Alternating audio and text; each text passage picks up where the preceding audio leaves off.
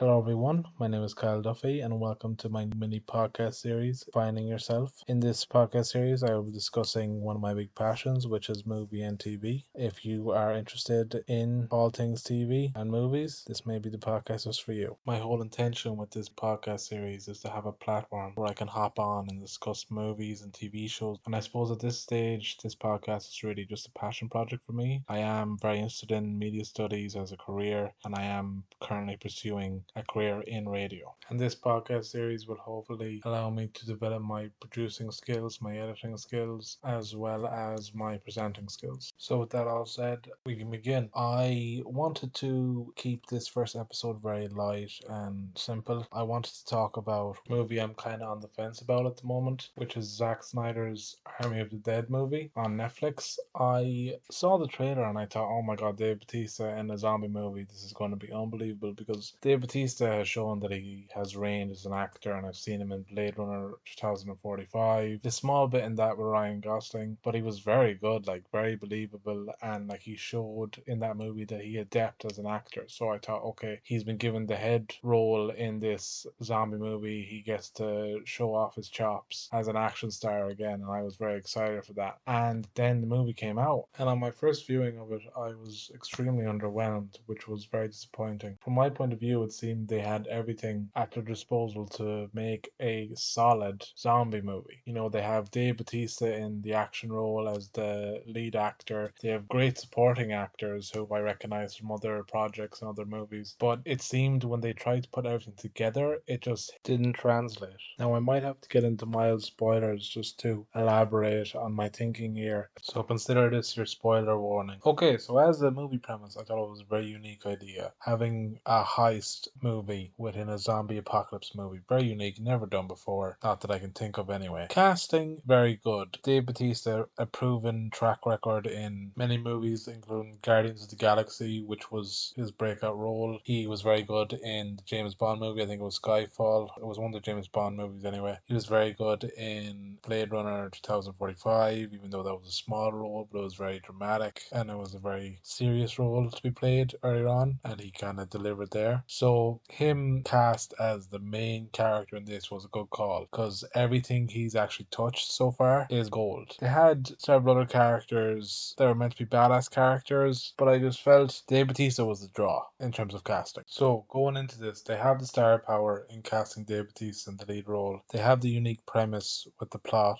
So where does the movie go wrong? Well, for me, in my opinion, the movie started to go wrong in the writing department. And it's such a shame as well, because this movie is shot beautifully. Zac Snyder actually shot a lot of the scenes himself and was highly involved in the shooting and cinematography of this movie. And he actually released behind the scenes background documentary about the making of this movie up on Netflix. And it shows how much of a passion project this was from, and how much he really enjoyed getting back into shooting scenes as well as directing. So it's a real shame, knowing how much he had a passion for this movie, that it was let down by bad writing. Okay, so let's get into my actual problems with the writing and where I felt the movie lost me. Okay, first things first, character motivations. In my opinion, if all the characters in this movie going into the heist had one singular focused motivation, which was and should have been getting in, pulling off the heist, getting the money, and getting out, I think it would have made for a much more entertaining action-packed movie. And although the majority of the movie during the heist, they are concentrated on getting the money and getting in and out of there and pulling the heist off, during those sequences other subplots came into play that I never really got invested in or cared about. For instance, the subplot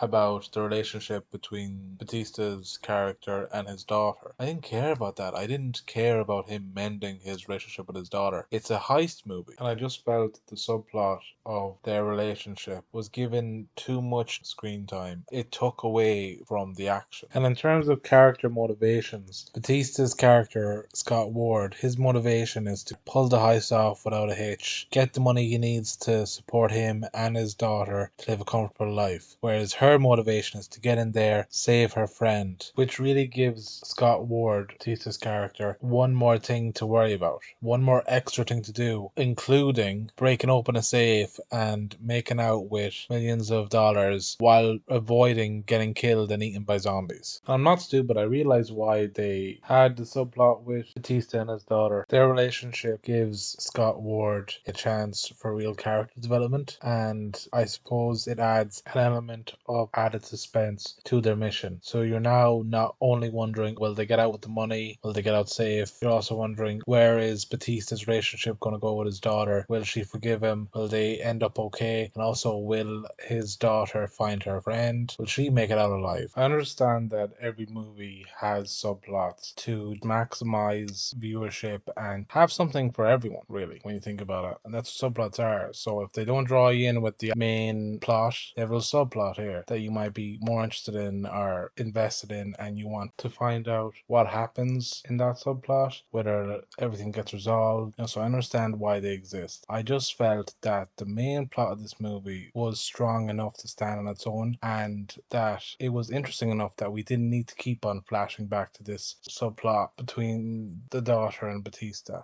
And in my opinion, I felt Batista's performance in this movie was diminished a bit because of this subplot. It just felt a bit weird because it felt like Batista's trying to survive a zombie apocalypse and his daughter's just hanging around, and he feels the need to sort out this family drama in the middle of trying to survive a zombie apocalypse. It just felt very forced and a very unnatural setting for characters to resolve issues. I just felt that storyline dragged the whole thing down, but I understand that movies need to have interpersonal conflict to further the story and to make it more interesting. But like I said before, I could have done without it.